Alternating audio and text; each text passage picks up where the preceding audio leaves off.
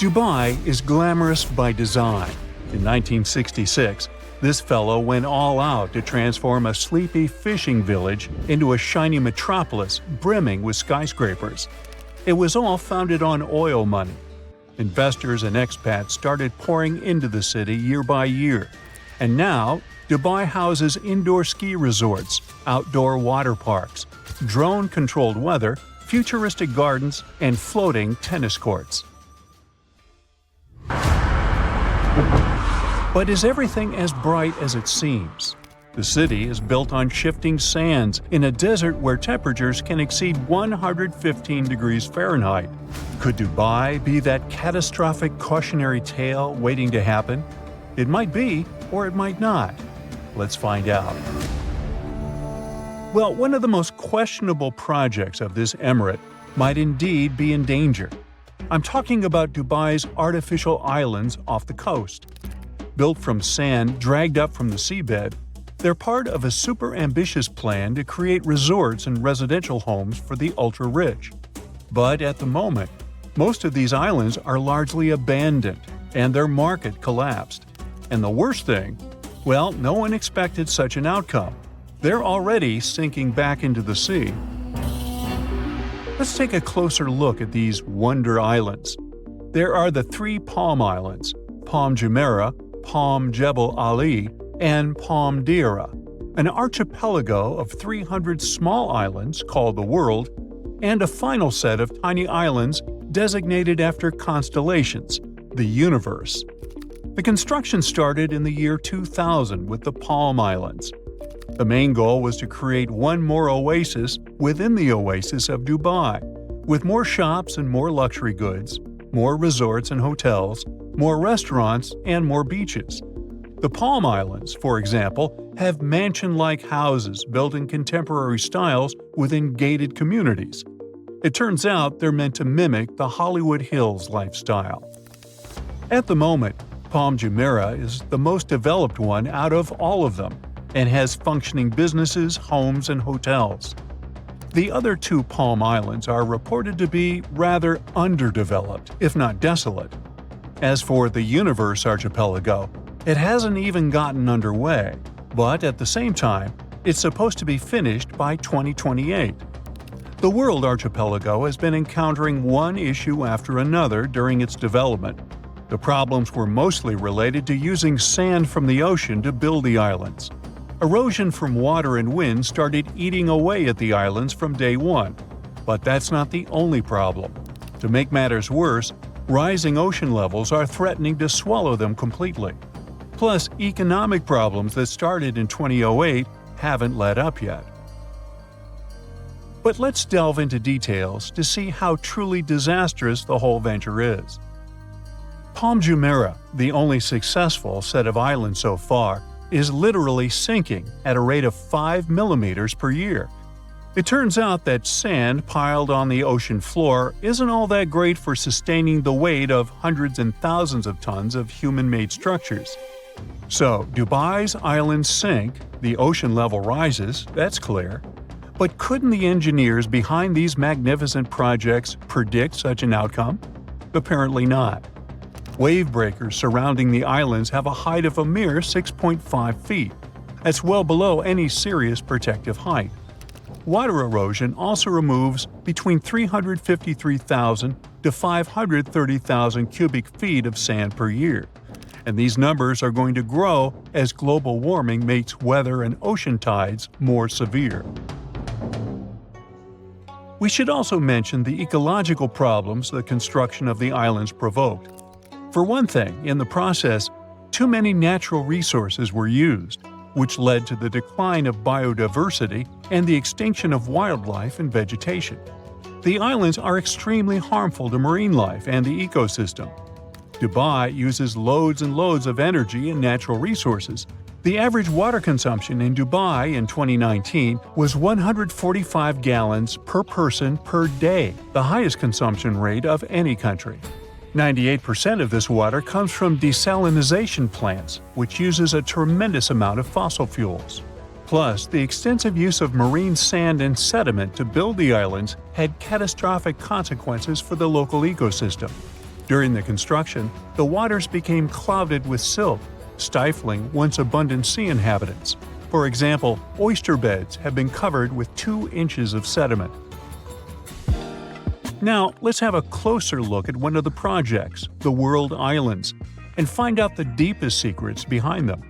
The construction was launched in the early 2000s. Since then, the project has been surrounded by a veil of rumors, from celebrity purchases to outlandish hotel projects. For many years, the chances of completion seemed slim after the islands were left mostly abandoned following the financial crisis in 2008. One of the UAE's most ambitious projects almost turned into a ghost town. At the same time, Dubai's reputation as a luxury vacation destination and investment hub has been growing, and it had its impact on the once abandoned world islands. For example, global hotel group Anantara opened the doors to a 70-room resort called Anantara World Islands Dubai Resort. Don't you think it gives a new buzz of hope for this destination? So, what exactly are the World Islands? They sit around 2.5 miles off the coast of Dubai in the Persian Gulf. It's a collection of small islands replicating the world in miniature. Each island has its own name corresponding to a certain country. The archipelago was created by Dubai-based company Nakheel Projects. The name is linked to many high-profile projects, including the St. Regis Dubai and the Palm. The artificial islands were built by pulling sand from the Gulf and moving it to the designated spot. Several million tons of rock were used to keep it in place. In total, there are 300 islands, and each is from 250 to 900 square feet. At this point, more than $14 billion have already been spent on the construction. The developers had to deal with a lot in the process. Besides the chaos of work halting, there were also rumors that the World Islands were sinking back into the ocean. For many, the Heart of Europe project was the most convincing. Its development will see a certain number of the islands in the world transformed into the continent of Europe. It's planned to be done to such an extent that fake weather conditions with rain and snow might be created in some areas. The Heart of Europe includes the construction of several luxurious hotels, private mansions, and even floating villas. Each of these villas is designed to transport people to different European destinations, including Venice, Sweden, Monaco, and Germany. This ambitious project is still under development, and the group is looking for potential investors. But the most exciting World Islands project is probably the Anantara World Islands Dubai Resort that I mentioned before. Located in the South America region of the islands and having a great view over the main city, it opened in 2021. The resort's accommodations include suites, beach villas, and pool villas. At the moment, it's the only open resort on the entire archipelago, which gives it a sense of seclusion and privacy. Interestingly, the development and purchase opportunities remain a closely guarded secret. There was an old listing on one internet site for the entire collection back to when the World Islands was just an intriguing project. But later, there was only one individual island left for sale. Which island it wasn't disclosed, but the listing advertised it as a 505,000 square foot undeveloped island, and the price they wanted for it was $16 million. It may seem like a hefty sum considering the problems associated with the World Islands project, but the islands may easily increase in value if the Anantara Resort lives up to everyone's expectations. By the way, if you want to own a piece of the World Islands but can't find any for sale, look into private purchase opportunities within the Heart of Europe. This project offers investors the opportunity to buy either a second home on one of its resort islands, including luxury mansions and villas, or an incredibly exclusive private island. I wonder, what about grocery shopping?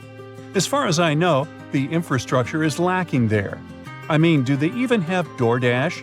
Or do you have to walk all the way to the nearest luxury hotel to have breakfast? On the other hand, considering the price you're paying for property there, splurging on breakfast shouldn't be your biggest concern.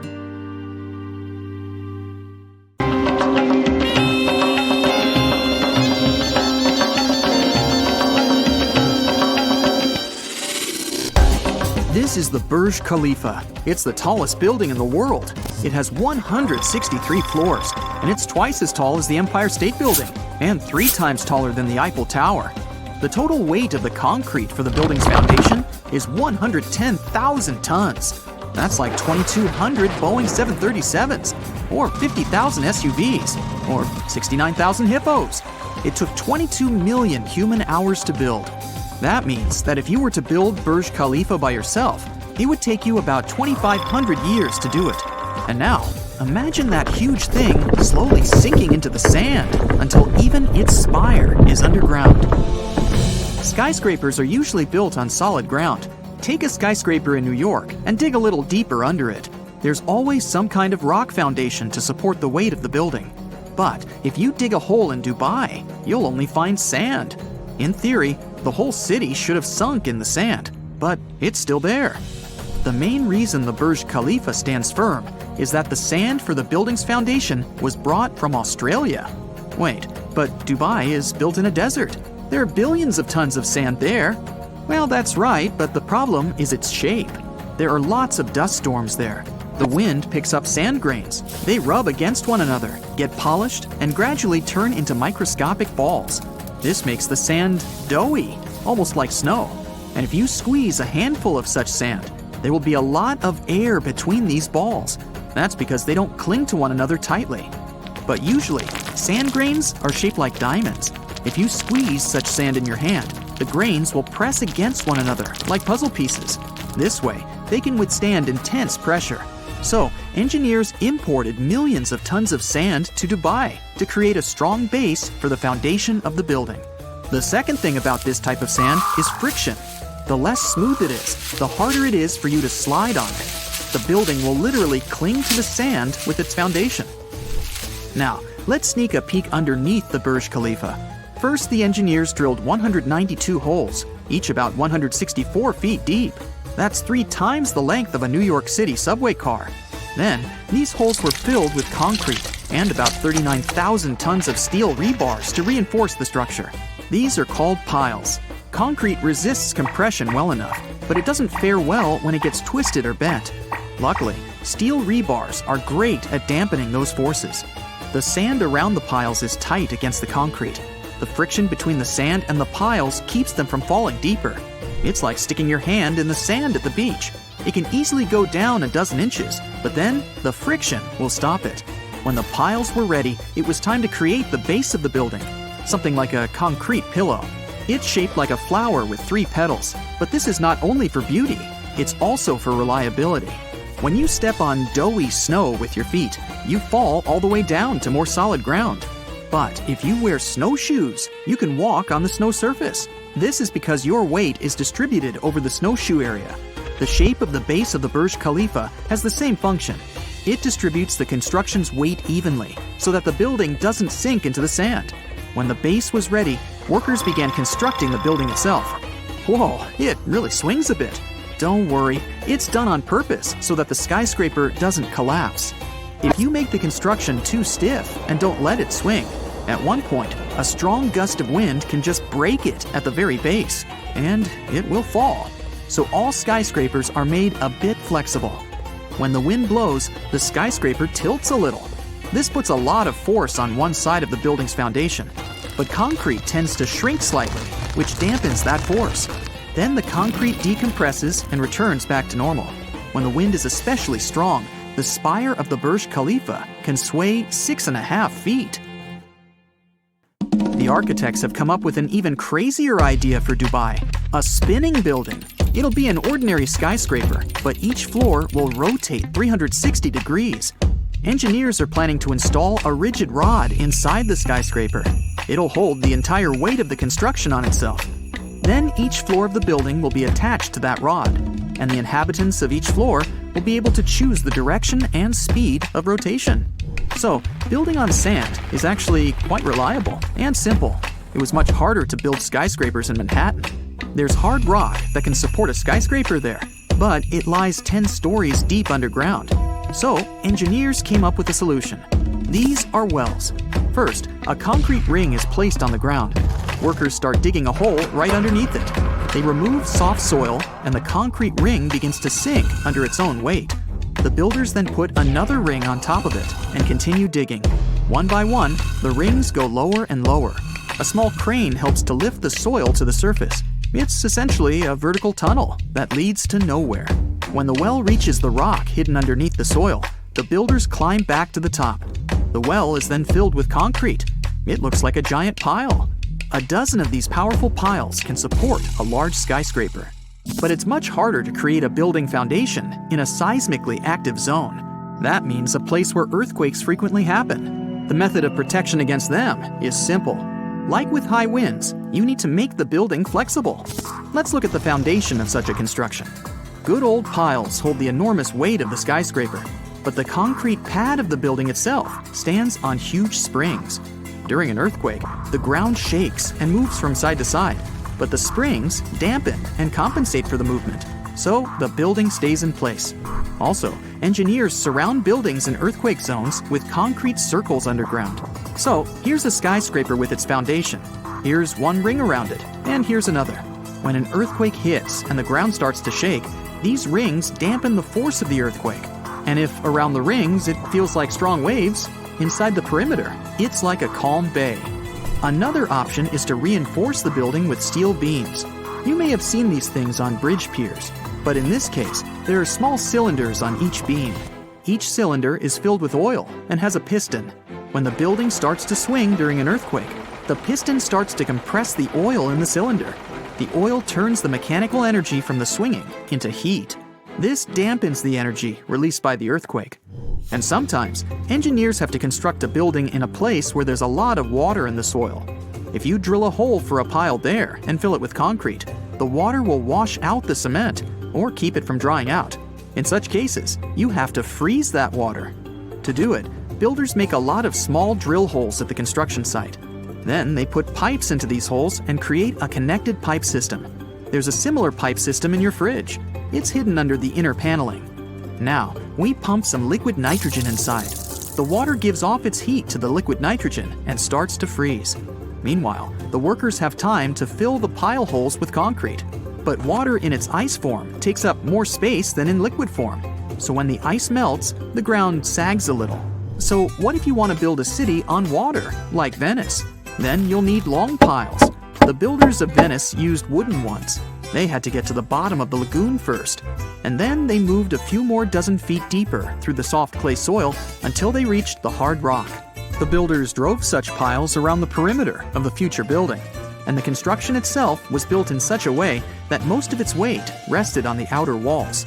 If you dive underwater in Venice, you'll see hundreds of thousands of such piles.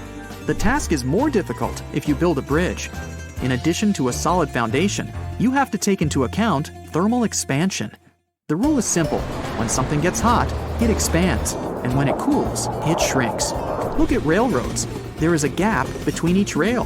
The clatter of the wheels you hear when on a train is born exactly on these gaps. When the sun heats the rails in the summer, they extend. This creates tension inside the metal. Then the rail can bend sideways or even upward, like a worm. But if engineers have provided such gaps, the metal will expand and fill that space. A bridge is exactly the same as a huge rail, and in hot weather, it can expand too. So engineers leave gaps there on purpose. You can see them on the surface of the bridge. They're usually covered with a sheet of metal that looks like a comb.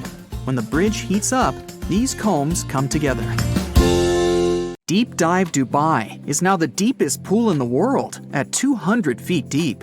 The building on the outside resembles a giant oyster with pools and fountains, since the UAE has a deep-rooted culture for pearl diving. It may look like any regular pool on the surface, but down below, it's a marvel in engineering and planning. It's equipped with state-of-the-art gear and equipment for beginners and pros. You can either snorkel or dive the whole thing. The water is maintained at a constant temperature of 85 degrees Fahrenheit, which is ideal for diving and wearing all the gear and wetsuit. You won't have to worry about the cold temperatures typically found in oceans and seas. Each oxygen tank supplied can last anywhere between 30 to 45 minutes. Of course, a trained diver knows how to regulate each breath when swimming. The first few feet is meant for the warm-up and training. But after 100 feet below, the environment resembles a submerged city to explore, which requires some experience to embark. You can find anything from a furnished apartment building to a submerged car, which you can even sit inside. There are some interactive objects to fiddle around with, like a pool table and a chessboard. There is no marine life, since it's considered to be a swimming pool and not an aquarium. Building an aquarium would require a whole new approach to building, planning, and maintenance, which Deep Dive Dubai doesn't offer. The experience is even more surreal, knowing that there are people watching you from the outside. Anyone can sit in the restaurant and have some snacks, sandwiches, and icy cool drinks while viewing the underwater playground. The place has a gift shop to take some cool souvenirs home, and even a space to host meetings and conferences. Also, the staff will monitor you in case anything happens. Besides them observing you through the windows, there are 56 cameras installed around to make sure nothing bad happens. It's well maintained and monitored to ensure any diver's safety. The engineers built the pool in a concrete structure and installed the region's most advanced hyperbaric chamber with a capacity of 12 people for emergencies. It's also a good place for the divers to rest and catch a breath of fresh air, literally. The pool contains 3.9 million gallons of fresh water that gets filtered and circulates every 6 hours. The filtration system uses volcanic rocks and special technology developed by NASA. There are speakers from the top all the way down 50 feet, 15 to be exact. The speakers are used to create more ambiance while diving. It has underwater shutters that can close and open to make an even greater experience diving in complete darkness. But the pool has 150 lights to control the mood and atmosphere. It makes it feel like you're diving in a haunted cave. In such a case, they can provide you with a flashlight to see. In fact, after any dive, it's recommended to wait between 18 to 24 hours before going up to 1,000 feet. But there's no risk of doing the opposite. Deep Dive Dubai is equal to 6 Olympic-sized swimming pools, claiming the gold from Deep Spot in Poland. This deep pool is 150 feet deep compared to Deep Dive Dubai's 200, and is meant as a training ground for divers of all levels. This giant pool cost almost $11 million from the ground up over the course of 2 years.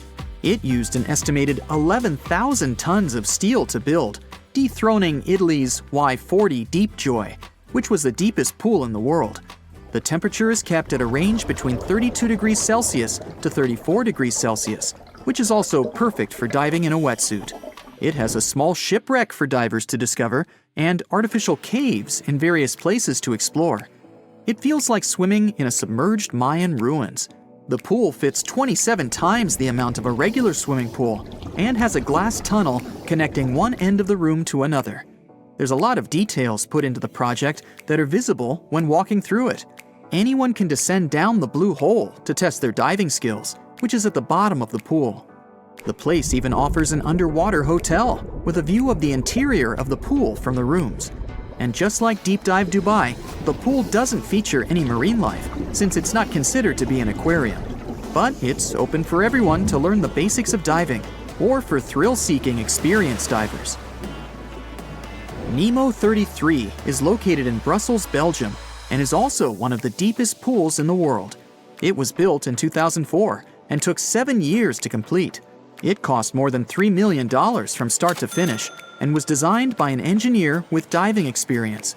The pool uses more than 500,000 gallons of filtered spring water all the time. It's built to challenge your diving skills and even emulates the conditions of the sea and ocean. It has many simulations and obstacles to make it more fun and is perfect for beginners and pro divers. It was even used in Hollywood movies for underwater scenes. It's a great place to experience the sea without actually stepping foot inside. From the surface to the bottom is 115 feet, but you can reach depths between 15 feet and 30 feet if you want to take it easy. The pool has incredible built-in cave simulations to heighten the experience and make you want to come back for more. And just like the others, no marine life exists here as well. Time to step outside for sun in the largest pool in the world, City Star's Sharm el-Sheikh. Located in the middle of the Sinai Desert, this area is known for resorts and touristic getaways. The pool is supplied with seawater and takes weeks to fill up the million square feet worth of water. It's not easy swimming in such a pool, but it's safe and sound. The second largest outdoor pool in the world is San Alfonso del Mar in Chile. It's around 60 miles away from Santiago in a town called Algarrobo, which is a bustling tourist area. It's 20 times the size of an average Olympic pool at 3,200 feet long and more than 100 feet deep. The pool uses water from the Pacific Ocean and is constantly being pumped, filtered, and cleansed. 66 million gallons to be exact, for a volume of 860,000 square feet. The engineers that designed this pool utilized pulses and ultrasonic filtration to keep the salt water purified. It's a good system since it doesn't require too much chlorine and electricity in the design. The pool is so big, you can literally sail from one side to another on a small sailboat or canoe. And once you anchor up, you can go to an actual sandy beach where you can enjoy the natural waves and the palm trees. Icquil Cenote is one of the most unique bodies of water that acts as a natural pool. Located in the Yucatan Peninsula of Mexico, this place was historically important to the Mayans back then, but is now one of the most popular natural pools in the world. It was formed by a collapsing cave and created a 200-foot wide hole that's 115 feet deep. The water is crystal clear and is perfect for relaxing and escaping the crowd of a typical pool. You can either jump in and dive into the water, or you can descend down the ladder that's been carved into the limestone wall. I'll take the former, please. The enchanted river in the Mindanao Island in the Philippines is mysterious, yet charming, since no one knows about the creation of it. The color of the river stands out among all other rivers, ranging from aquamarine blue in the shallow regions to dark blue in the deeper ends. But in most cases, you can see the bottom of the river since the water is so clear. The river itself isn't that big to begin with and is close to the ocean. Some locals believe that this river is a home for spirits and some areas are forbidden to swim in. But either way, this mesmerizing place is somewhere everyone should take a dip in.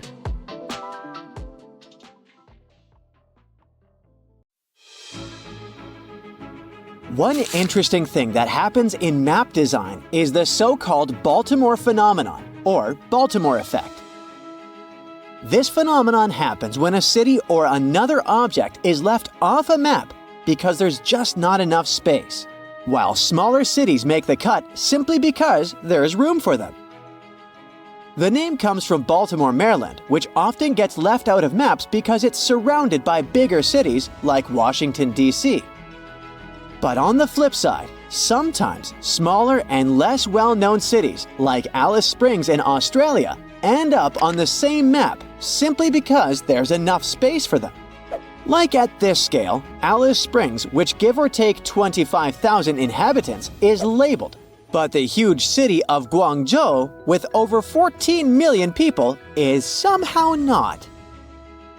This phenomenon is more common on automated mapping sites, but it doesn't happen at every zoom level. On popular sites like Google Maps and other similar ones, you'll only start seeing Baltimore show up at certain zoom levels, like the 5th, 6th, or 7th zoom. Cartographers can tweak their maps to make sure they're useful and convey spatial information effectively, finding the right balance between showing important details and keeping the map clear and focused. The best maps are the ones that show key elements clearly, while still accurately representing the world. But Alice Springs is not the only weird thing on the map of Australia. Look at the time zone map. This 10.5 section looks a bit off, huh? Well, Australia is officially divided into 3 standard time zones: Western, Central, and Eastern. Australian Central Time aligns with UTC plus 9:30, with individual states and territories deciding whether to observe daylight savings time. Australian island territories and Antarctic stations contribute to the complexity of the time zones.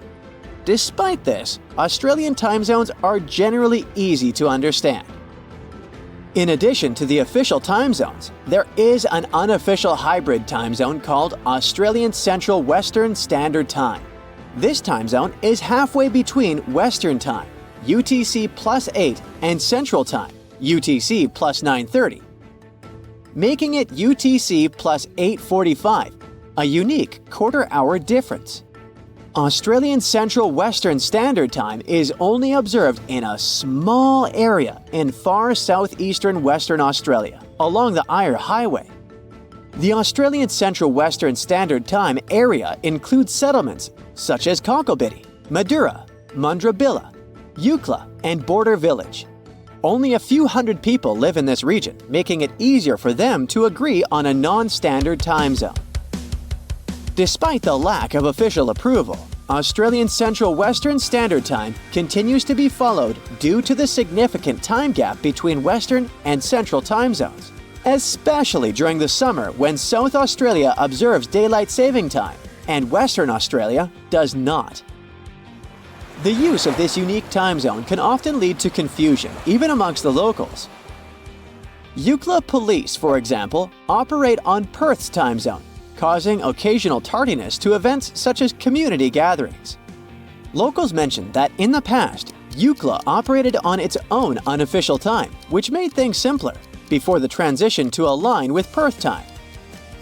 They also face confusion as their location in South Australia does not observe daylight savings. The history of the Australian Central Western Standard Time dates back to the establishment of a telegraph station in Eucla in 1877. Although the exact origins of this time zone are unclear, it is speculated that it was adopted to avoid confusion at the telegraph station located on the border between Western Australia and South Australia. UTC plus 9:45 was historically utilized in Australia as a time zone known as Central Western Daylight Time. Certain roadhouses along the Eyre Highway in South Australia and Western Australia adopted UTC plus 9:45 during the summer months when South Australia observed daylight savings time. While not officially recognized by the authorities, the boundaries of this time zone are clearly outlined and often depicted on local road maps. 5 locations in Australia, including Border Village, Kaiguna, Eucla, Madura, and Mundrabilla, previously observed UTC plus 9:45. Currently, these areas operate on UTC plus 8:45 due to Western Australia's lack of daylight savings time. Australia is not the only example of weird time zones. China has a population of approximately 1.5 billion people, and it's the 3rd largest country in the world. Despite its vast size, China operates on a single time zone known as Beijing Time or China Standard Time. This unique time zone covers almost 5 geographical time zones within the country. At times, in some cities in China, the sun rises as late as 10 a.m. People often have lunch after 2 p.m. or even after 4 p.m. if they're not in a hurry. Since 1991, daylight savings time has not been observed in China. However, the region of Xinjiang, located in the western part of the country, follows Xinjiang time, which is 2 hours behind China Standard Time, and is considered an unofficial time zone. Nepal also has its unique time zone, as it operates on Nepal time all year round, without the use of daylight savings time. It's a bit unique compared to other countries because it has a UTC offset of plus 5:45, meaning that Nepali clocks are 5 hours and 45 minutes ahead of Coordinated Universal Time. This is only a 15-minute difference from neighboring India, where the standard time used to be the same until Nepal decided to set its own time zone in 1956. Now, let's examine the map of Europe. Great Britain, Portugal, and Spain are all located at roughly the same latitude. However, despite this, it's 1 hour earlier in Portugal and the UK compared to Spain. Why is this the case? In the 1940s, Spain was instructed to switch to German time, a directive that was accepted by Spanish authorities. Over time, despite changes in leadership, Spain remained in the same time zone, resulting in it being 1 hour behind its neighboring countries at the same latitude. But like many other countries, Spain sticks to daylight savings time. Greenland would rank as the world's 12th largest country if it were independent, but it's currently part of Denmark. The country has 3 different time zones. Most of it is 3 hours behind Greenwich Mean Time, except for only one town on the eastern coast, which is 2 hours ahead. Thule Air Base in the northwest operates on GMT -4, while the tiny population of Danmarkshavn sticks to GMT. Daylight savings time was implemented to give us more daylight during the evenings after work, which could help save energy by lowering the need for lights and heat. It was first suggested by Benjamin Franklin in 1784 to align waking hours with daylight and conserve energy, and was implemented in Port Arthur, Ontario in 1906. Since then, many countries have adopted the practice, though some regions near the equator or at high latitudes opt out due to minimal variations in daylight hours. In the United States, daylight savings time is observed almost everywhere, except in Hawaii and Arizona. Arizona's scorching hot weather makes daylight saving time kind of pointless. People there would rather get stuff done in the cool morning hours than sweat it out in the evenings. However, the Navajo Nation, which is autonomous Native American territory, sticks to the same daylight savings time schedule as the rest of the country, even though it spans 3 states, Arizona, New Mexico, and Utah. They keep the time consistent across their lands. As for Hawaii, due to its tropical location, the amount of sunlight doesn't change much throughout the year. If Hawaii changed its time zone to UTC -9 during daylight savings time, the sun would rise at around 7 a.m. in June. This is because most of the islands are situated towards the west of the Hawaii-Aleutian time zone, and theoretically should be in the next time zone to the west. In the past, Hawaiian Standard Time was based on a different longitude than it is now. Mexico is huge and one of the most populated countries in the world. Over 128 million people live there. But why did more than half of them decide to pack up in this tiny strip? This area in the center of the country makes up only 18% of Mexico, and the locals have been living there for centuries. All because it seems to be the only livable place in the country. To the north, there are hot, dry deserts. Let's face it, it may be pretty hard to survive in such climatic conditions. To the south, there are jungles, and those are nightmarish. Jungles are warm and wet, so they might trick you into thinking that they'll be a cozy home for you. But it's very hard to build anything in them. The concrete won't dry because of awful unstoppable rains, and the heat messes up asphalt roads. This is why there are only 8 paved roads through the southern jungles connecting Mexico to Central America. Roads are crucial for proper life. More roads mean better and cheaper transportation, which helps people trade, do business, and make more money. But jungles have even bigger problems than just a lack of roads. Farming. Most of the nutrients in the jungle are in the plants, old wood, and decaying leaves. When these things decay, they become McDonald's-level meals for insects, fungi, and bacteria. They immediately start recycling the nutrients so fast that almost none reach the soil. With no nutrients, the soil becomes barren and useless. Oh, and we still need to clear the jungles from time to time, otherwise they may become impossible to get through. People do that by using slash-and-burn methods. Because of this, they often end up with poor soil that needs lots of fertilizers to grow crops. And don't forget about the ever-present jungle pests. These guys pounce on the crops, and no amount of pesticides can get rid of them forever. To make matters even worse, nearly 70% of Mexico is located in the mountains. It's one of the most mountainous countries in the world, similar to Switzerland. And mountains, just like rain, do everything in their power to prevent humanity from thriving.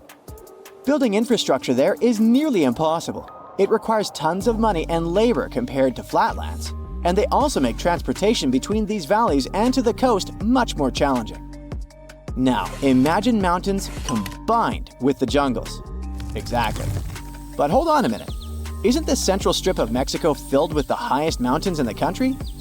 This area is packed with plateaus and valleys and sits at elevations of 7,000 feet or more. This is as high as a ski resort in Aspen, Colorado. Then why in the world does everyone still live here? Turns out, these are actually good mountains. Since they're so high, they block the hotness of the desert and the tropical zones. This way, they create cooler, drier, and more temperate climates. The soil here is super fertile and great for farming, all because of the plot twist. Many of the surrounding mountains are actually volcanoes. Volcanoes, while scary, can also be super useful.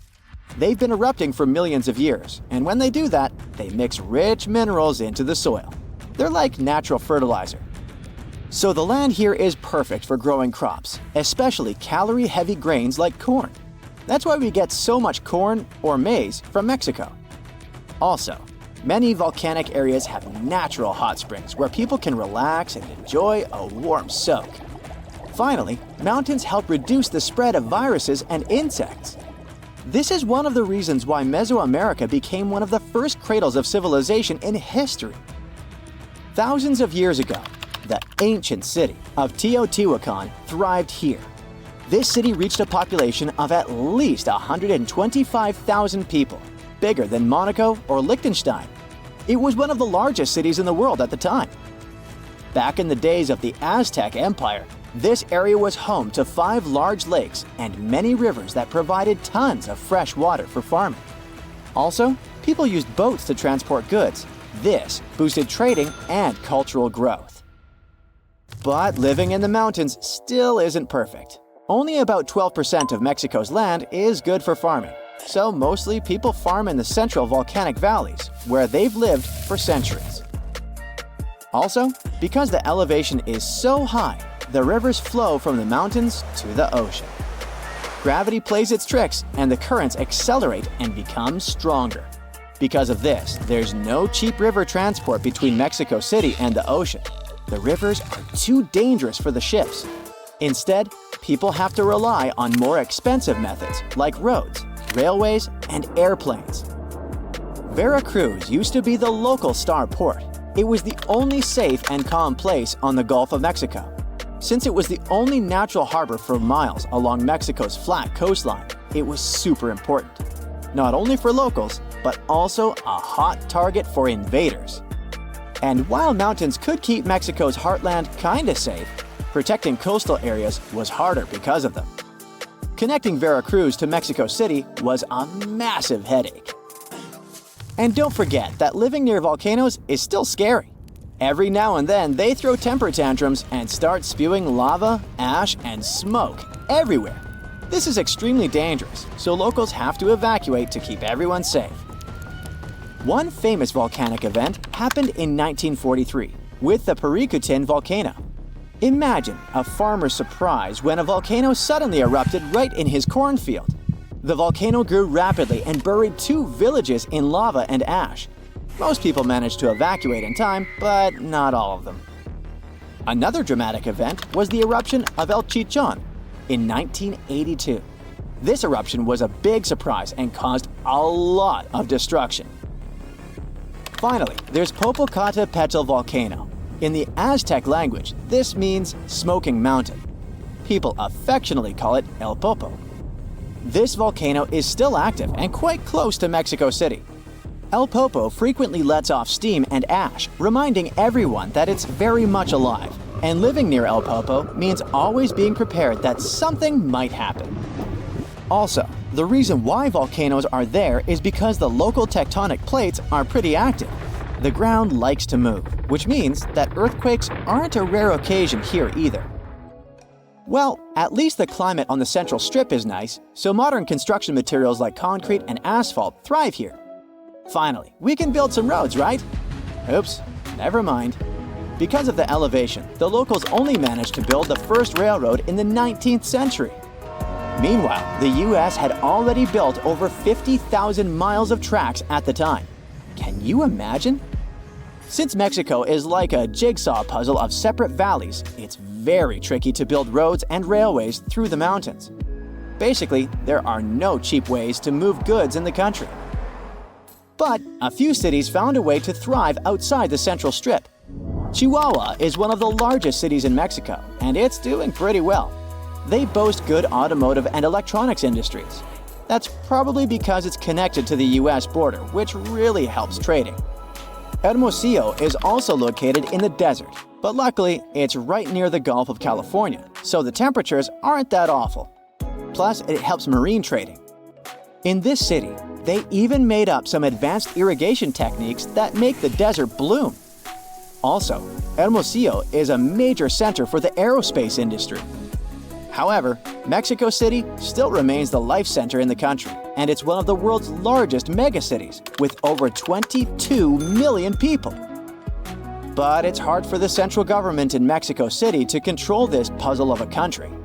Trading between the central valleys and the northern deserts or southern jungles is very tough, and supporting the economy may be sort of frustrating. The world's largest fence spans over 3,100 miles from Queensland to South Australia. If stretched out, it could easily connect London to New York. And if you'd walk next to it, you'd need 6 months to complete the journey. It wasn't built to safeguard the Australian border.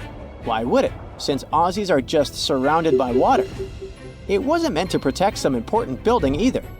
Its purpose is to keep some animal species away from each other. It was back in the late 1800s when Australians started building parts of this fence. They wanted to create a barrier separating the lively, bustling part of the country where cities like Melbourne and Sydney thrive from the harsh, dry outback. They used wooden posts dug deep into the ground, linked up with wire mesh standing about 6 feet tall. Some parts of the fence even have a second electrically charged layer. To make sure this fence did its job, they added some red and white lights to help guard things even at night. A team of over 20 people work full-time to keep things in check here. And every year, local authorities chip in around $750,000 to keep the construction in shape. Why all this trouble? The main reason was dingoes. These gingery, wolf-like creatures are Australia's largest carnivore mammals, and they're also apex predators. They were causing a lot of trouble to local farmers, especially in southern Queensland, where they often go after sheep. For the most part, the fence has been doing its job okay, but it's not foolproof. Some dingoes still manage to sneak through. Other times, wild camels end up crashing into it. That's because Australia has quite a massive camel population roaming around.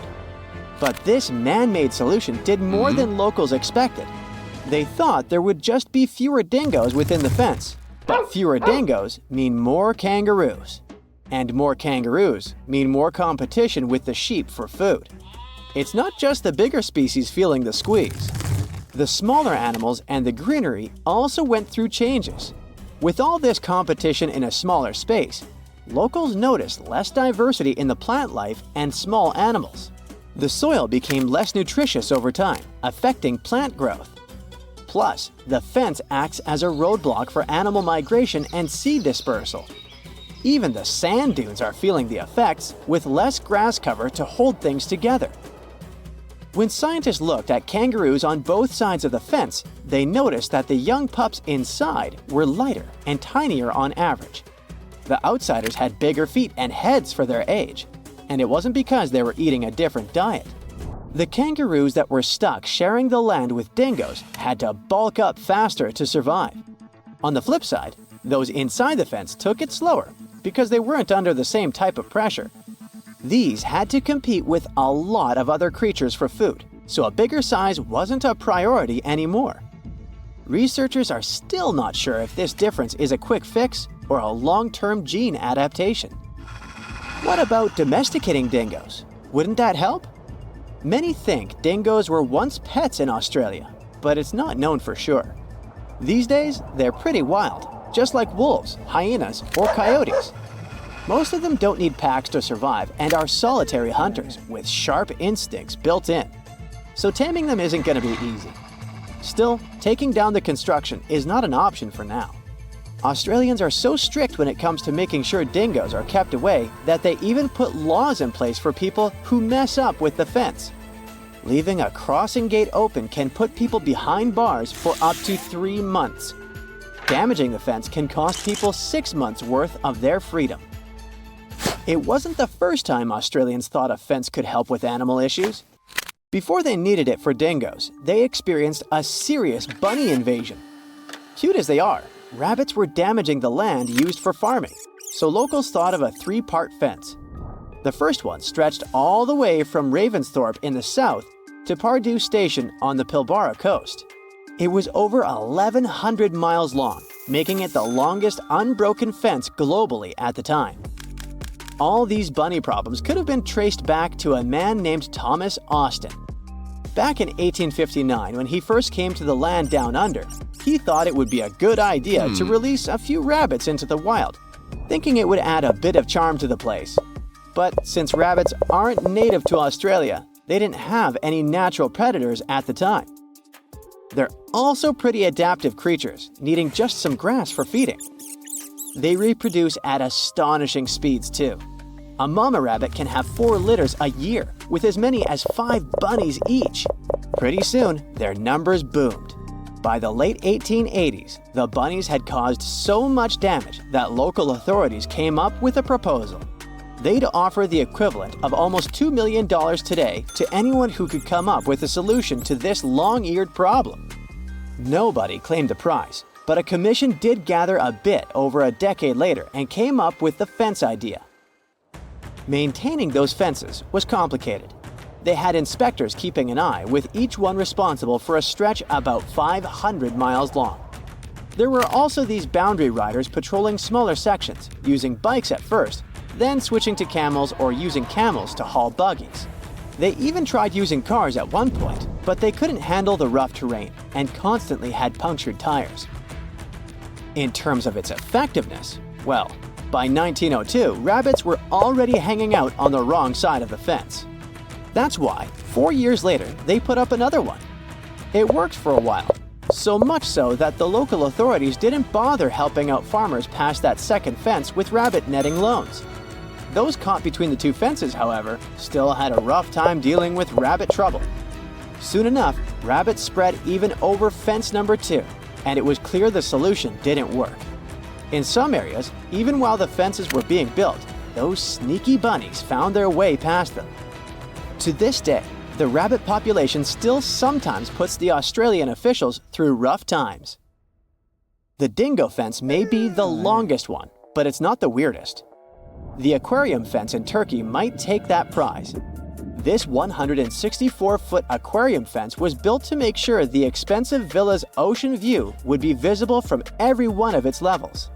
These days, it gathers a lot of tourists from all over the world, eager to see the variety of fish it contains, and even the octopuses. Putting up a see-through structure wasn't hard. The real challenge was connecting the aqua fence to the Aegean Sea through a buried pipeline stretching across 13,000 feet of land. This ensures water constantly flows, keeping the aquarium clean and the fish happy. To make sure no one damages the delicate fence or steals any of the fish or 2, the owner also invested in security. He installed a network of 17 cameras equipped with facial recognition. Visitors are free to look and take pictures, but step too close and you're likely to trigger alarms. Another one of those weird fences is New Zealand's bra fence. If you ever find yourself through central Otago, you might stumble upon a fence adorned with bras of all kinds of shapes, sizes, and patterns. Its story takes us back to 1999, when people in the area found 4 bras mysteriously hanging on the fence near Cardrona Valley Road. Some were a bit surprised, but then others started adding their bras to the decor. Some more bras appeared, and it became a must-see spot for tourists. Its popularity was so high that at times it caused traffic problems in the area. People in the U.S. consume around 100 acres of pizza every day, which is almost the size of Vatican City. Also, they drink 146 billion cups of coffee a year. Now, with that amount of coffee, you could fill an average-sized lake in approximately 10 years. But you couldn't fill Lake Superior because it has enough water to cover the whole U.S. with 1 foot of liquid. Now, people in the U.S. generally don't live in rural states like Wyoming, and because of that, more people live in New York than in 39 out of 50 states of the U.S. At the same time, Wyoming is the 10th largest state in the U.S. It's bigger than the U.K., but it's also the least populated state. You could drive through it for hours without seeing a single person. And because there's no strangers around, locals don't even lock their doors. Also, the whole state only has 2 escalators. Count them. Nestled within Wyoming's borders is iconic Yellowstone, the country's first national park. Now, living in Wyoming can be likened to playing a game on hard mode. It's one of the windiest and coldest states. The weather is genuinely wild, and it's not for everyone. There are also positive things about Wyoming, like its affordable stay and endless outdoor activities. It has a population of 576,000 people. That number of inhabitants could fill a small city. But everything you love about the outdoors can be found here, and that's why people choose this state. Vermont is the muddiest state in the U.S. It even has its own Loch Ness Monster. In the 17th century, European cartographer Samuel de Champlain reported seeing a 20-foot monster in Lake Champlain, named after him, that was as thick as a barrel and had a head like a horse. And since then, many more people have allegedly seen this creature. Vermont is an excellent state with tons of natural beauty. It's the perfect place for starting a farm. The state has a population of a little over 500,000 people. There are more folks in a few blocks in New York than the entire state of Vermont. It's a rural place, not ideal for building huge cities. But if you love farms and maple syrup, then Vermont is a haven for you. It produced over 2 million gallons of maple syrup in 2003. Vermont is also very cold, so people have invented snow golf. They would paint golf balls red and play in the winter on hard, icy snow. Now let's talk about the largest state in America, Alaska, the last frontier. This state is so big that it could fit 19 other states. But when it comes to population, Alaska could be doing a bit better. It has stunning natural beauty, like huge forests and lakes. At the same time, there's a lot of wildlife, which can sometimes be frustrating. Imagine sitting in your garden and getting visited by a grizzly bear or a wolf. Part of the problem is that the cities are too far apart. It's at least a 6-hour drive from one city to another.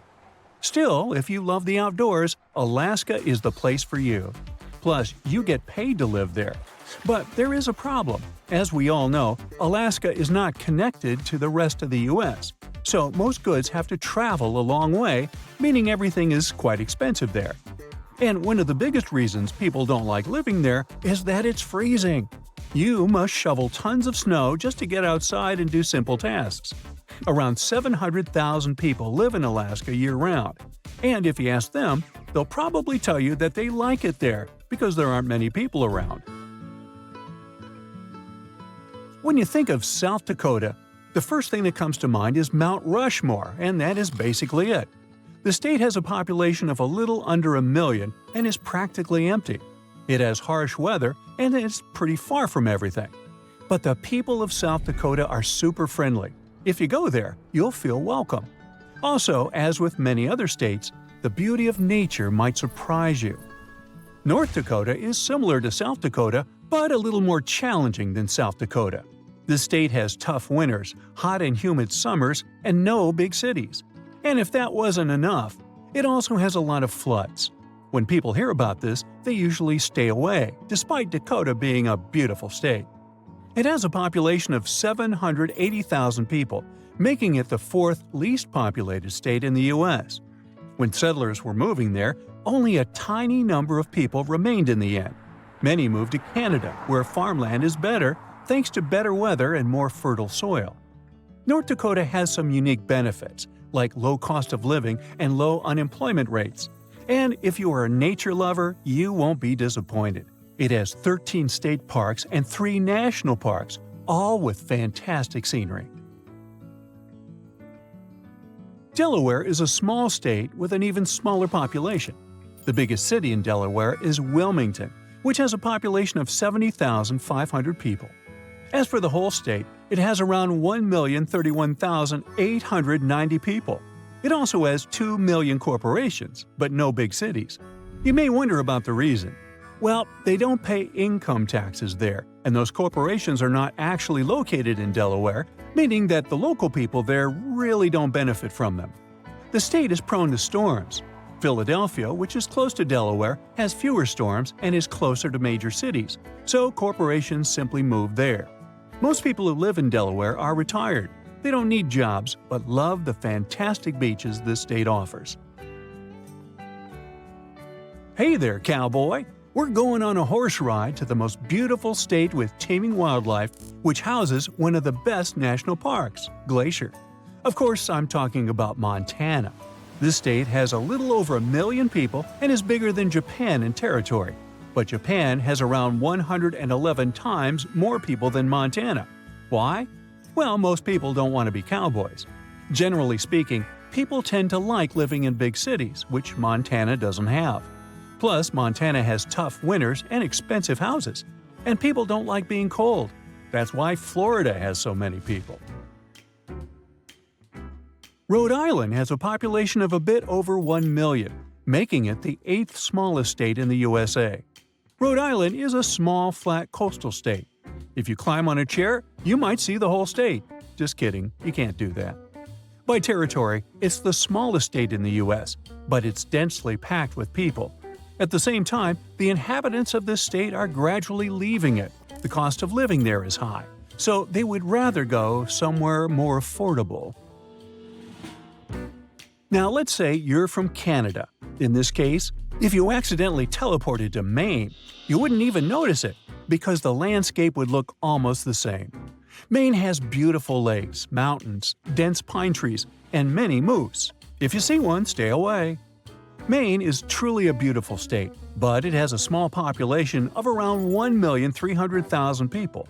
Maine has terrible winters, so almost everyone lives near the coast or as far south as possible to escape crazy snowstorms that are common here. Because of this, 89% of Maine is covered with forests. This is one of the reasons why there aren't many industries here. Portland is the biggest and most beautiful city in this state, but only around 38% of the population lives in cities. Most inhabitants of the state are avid outdoor lovers.